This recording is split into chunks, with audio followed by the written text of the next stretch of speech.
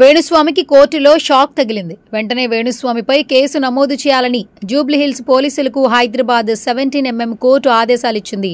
ఎవరికైతే సంతానం ఉండదో కామాఖ్య దేవాలయానికి వెళ్లి రూమ్ తీసుకొని ఉండి ఫిజికల్ గా కలిసి భార్యాభర్తలు దేవాలయానికి వెళ్ళండి. ప్రజలను జాతకాల పేరుతో వేణుస్వామి మోసం చేస్తున్నారని, ఇట్లా పెట్టుకొని ధ్యానం చేస్తూ అమ్మవారి ముందు ఒక జంట సెక్స్ చేసినట్టుగా భావిస్తూ అమ్మవారికి నివేదన సమర్పిస్తూ ప్రధాని ఫోటోను మార్ఫింగ్ చేసి తనపై కుట్ర పన్నారని, అలాగే తనకు హాని తలపెట్టాలని చూస్తున్నారని జర్నలిస్ట్ మూర్తి తన పిటిషన్లో పేర్కొన్నాడు. దీంతో ఆ పిటిషన్ ఈరోజు విచారణకు రాగా పిటిషనర్ వాదనలు విన్న న్యాయస్థానం వేణుస్వామిపై కేసు నమోదు చేసింది.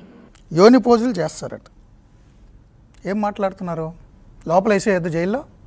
గత కొద్ది నెలలుగా తాను చెబుతున్న జోస్యాలు రివర్స్ అవుతుండటంతో సెలబ్రిటీ జ్యోతిష్కుడు వేణుస్వామి ఇంటా బయట విమర్శలు ఎదుర్కొంటున్నాడు. అమ్మవారు ఎదురుగా జరుగుతున్నటువంటి కార్యాన్ని చూస్తా ఉంది, సృష్టి కార్యాన్ని. మా దృష్టిలో ఏది నెగిటివ్ కాదు, మీరు సెక్స్ అని మాట్లాడుతున్నారు.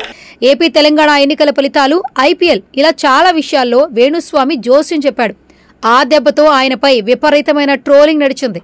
దీంతో తాను సెలబ్రిటీల వ్యక్తిగత జీవితాలపై జోస్యం చెప్పనని, రాజకీయ విశ్లేషణ కూడా చేయనని అప్పట్లో మాటిచ్చాడు. అలాగే వీరి సమస్యలకు ప్రధానమైనటువంటి కారణం ఒక స్త్రీ మూలకంగా ఉంటుంది. అలాంటిది అక్కినేని నాగచైతన్య, శోభితా ధూళిపాల ఎంగేజ్మెంట్ చేసుకుని కొన్ని గంటలు గడవక ముందే వారిపై సంచలన వ్యాఖ్యలు చేశాడు ఈ వేణుస్వామి. నాగచైతన్య శోభితా కాంబినేషన్ లో మరి నేను 10 మార్కులు వేస్తున్నా 100కి అంటే ఇంకెంత ప్రభావం ఉందో చూడండి. ఎందుకంటే వీరిద్దరూ ఎక్కువ కాలం కలిసి ఉండరని, ఓ అమ్మాయి వల్ల విడిపోతారని చెప్తున్నాడు. ఈ దెబ్బతో అక్కినేని ఫ్యాన్స్ అయితే ఫుల్ ఫైర్ అవుతున్నారు. 2027 నుండి వైవాహిక జీవితంలో సమస్యలు అనేటువంటి ఏర్పడతాయి. శుభమా అని తమ హీరో ఒక ఇంటివాడవుతుంటే ఆ మాటలేంటి అంటూ ట్రోలింగ్ కి దిగారు.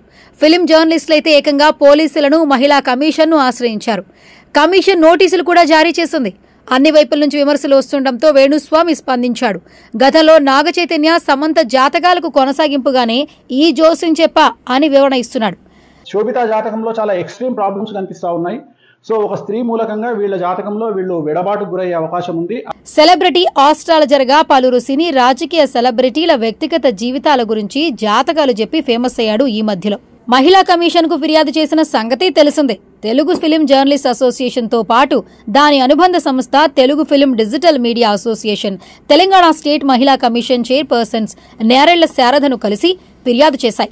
గతంలో కూడా ఆయన సినిమా రిలీజ్ల గురించి, రాజకీయ ఫలితాల గురించి ఇలాంటి వ్యాఖ్యలే చేసి అపహాస్యం కూడా పాలయ్యాడు. ఆ తరువాత వేణుస్వామి మరియు ఆయన భార్య వాణి ఇద్దరూ కలిసి ఒక వీడియో విడుదల చేశారు.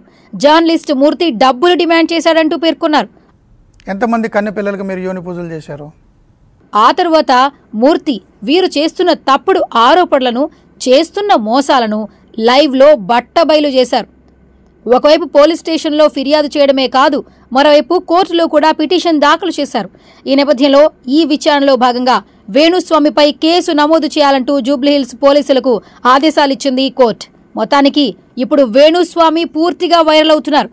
ఒక కోట ఎంత ఇచ్చేస్తే అన్నీ సెట్ అయిపోతాయి. ఎంతమంది జీవితాలు ఆడుకుంటారు సార్ మీరు? బెదిరించేయడం కాకపోతే ప్రజల్ని